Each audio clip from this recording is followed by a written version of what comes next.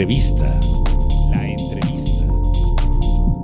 Nos decía el maestro Ricardo Decle López que esta lluvia ácida que se registra en el territorio tabasqueño es provocada precisamente por la extracción de gas, por los complejos petroquímicos procesadores de gas instalados en Ciudad Pemex, en La Venta, en Reforma y Nuevo Pemex. Es Cactus es Reforma, ¿no? Cactus es Reforma. Bien, y nos decía, bueno, pues aquí eso baja al subsuelo, baja a la tierra, lo respiramos y nos hace un daño tremendo. ¿Hasta cuándo? ¿Qué va a pasar con esta situación? Mira, Gabriel, yo siento que no hemos sabido negociar con Pemex, al menos la gente que ha dirigido los gobiernos, no ha sabido exigir a Pemex y decirle que inmediatamente empiece a remediar. ¿Qué sucede? ¿Por qué se quema tanto? Bueno, mira, todos los gases que vienen cuando se está perforando un pozo se desvían a un quemador. Bueno, eso se acostumbró a hacer durante muchos años, pero ahorita ya tenemos complejos procesadores de gas. Entonces lo que tiene que hacer Pemex es hacer una red recolectora de todos los desechos que se mandan al quemador en los pozos y canalizarlos a que se procese en los complejos procesadores de gas, claro, que están hechos para eso. Que va a costar un dinero. Bueno, sí, todo cuesta, pero ¿no? La salud, bien que lo justifica, pero hay que exigirlo que se haga esta red recolectora. No nada más estamos hablando de aguas amargas, estamos hablando de algún tipo de gasolinas y estamos hablando de gas. En lugar de enviarlo al quemador, enviémoslos a una red recolectora y que se vayan a los complejos procesadores. Sí hay contaminación, pero va a disminuir considerablemente. Y habíamos dicho que no existe jamás un método de transformación que no contamine. Hasta un automóvil que te va a transformar. Así es. Entonces, tenemos que vivir, pero tenemos que aprender a vivir con esto. Pero tampoco hemos sacado provecho. Entonces, así como hay desventajas, hay ventajas competitivas. Los complejos procesadores de gas necesitan de talleres que embobinen motores de 4.160 volts, o que le reparen la instrumentación, o que reparen las válvulas, o que reparen algún otro tipo de los cambiadores de calor, los equipos estáticos, los equipos dinámicos, que son muchísimos, y con eso se daría muchísima mano de obra para talleres colaterales que le trabajen a estos complejos. ¿Qué pasa actualmente? Como no existen, los tienen que mandar a reparar fuera. Se mandan a Veracruz, se mandan a Puebla. Y ahí se va la lana. Y entonces, ¿qué pasa con los tabasqueños? No le damos una oportunidad de trabajo. Pero no nada más estamos hablando de talleres, estamos hablando de profesiones. Las universidades no tienen, al menos las universidades públicas, que es su obligación, que se bajen de su pedestal los rectores y vayan a platicar dónde están las fuentes de trabajo y que se haga una sinergia. Platiquemos con los gerentes de estos grandes centros procesadores y veamos qué necesitan en cuanto a personal técnico, a personal especializado, y hagamos simbiosis. Nosotros preparamos, capacitamos y aprovechamos para el desarrollo. Pero desafortunadamente no se da.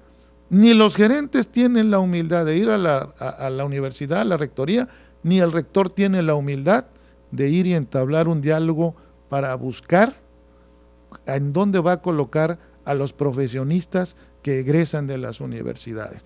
Porque si bien es cierto que las universidades tienen obligación de dar una educación de calidad, también es cierto que deben estar en sincronía con las necesidades de la región. Propias de la región. Claro. Pues sí, es parte de lo que hoy requiere, no solamente Tabasco, sino prácticamente todo el país. Se me hace muy buena la sugerencia. ¿Qué va a pasar cuando Pemex se vaya de Tabasco, maestro Decle?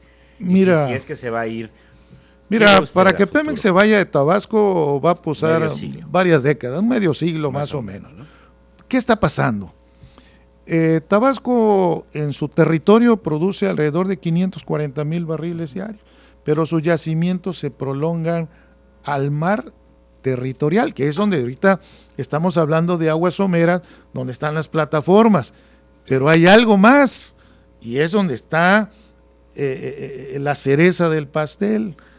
Estos yacimientos se prolongan al mar patrimonial, a las aguas profundas, y ahí es donde el gran imperio, estamos hablando de Estados Unidos, que produce 4 millones de barriles diarios, pero consume 20 por día. Pero va a dejar de consumir, ¿no? Y que tiene, no, bueno, esa es una... Aparentemente. Ese es algo que se maneja para manejar los precios internacionales del petróleo y poder mandarlos un poco a la baja. Pero el consumo de energético no va a disminuir jamás. Todos los países para moverse necesitan energía. Es como la sangre que mueve un cuerpo humano y siempre va a necesitar de energía. Por lo tanto, tiene que asegurarse de tener esa energía disponible porque es prácticamente estratégico para un país que domina el mundo, pues tener controlado al mundo, y para tener controlado al mundo necesita moverse, y para moverse necesita la energía, y la energía básica actualmente viene del hidrocarburo. Entonces, por eso hay guerra en Irán, por eso hay guerra en Irak, por eso en los países árabes se sacaron, como dicen, la rifa del tigre, porque tiene mucho petróleo, pero han sufrido precisamente el intervencionismo, el gran imperio se tiene que apropiar para poderse mover. Y bueno, pues es precisamente lo que está pasando en México. Nada más que en México no hay guerra porque tenemos presidentes que han sido grandes traidores, que han traicionado a nuestro país, y estamos hablando desde Miguel de la Madrid, ¿verdad?, hacia acá, porque yo recuerdo que en aquellos tiempos decía López Portillo que era el último presidente revolucionario, y a pesar de todas sus, vamos a decir, liviandades, bueno, pues sí, recordaremos que la última refinería se hizo en la época de López Portillo, en Salina Cruz, y desde esa época para acá, han pasado más de 30 años, no se ha podido construir una refinería, y todos los pretextos que esgrimen los presidentes para no contribuir, la verdad que dan risa, pues, porque es increíble que digan que no pueden construir una refinería cuando hace 30 años se construyó una totalmente con diseño mexicano, que en ese tiempo estaba el IMP, el Instituto Mexicano del Petróleo, que tenía investigadores, que tenía constructores, pero que además algo muy importante, Gabriel, el Instituto Mexicano del Petróleo tenía investigadores que hicieron patentes de nuevos descubrimientos en el aspecto hidrocarburo, y todo eso se quedó allí. Entonces, se desbarató. El IMP ahorita prácticamente es una academia de inglés, es una burla lo que hicieron. ¿Qué hicieron con tantos investigadores? ¿Qué hicieron con tantos profesionistas? Porque no nada más el IMP tenía la capacidad de tener investigadores, sino formaban nuevos profesionistas. Yo recuerdo, mira, no, pues alguna mano interesada. A mí me tocó arrancar la Escuela de Ingeniería Cunduacán en los años 80, y en alguna ocasión que fui a platicar con un maestro al Instituto Mexicano del Petróleo, me dice, mándame maestros para que le impartamos maestría.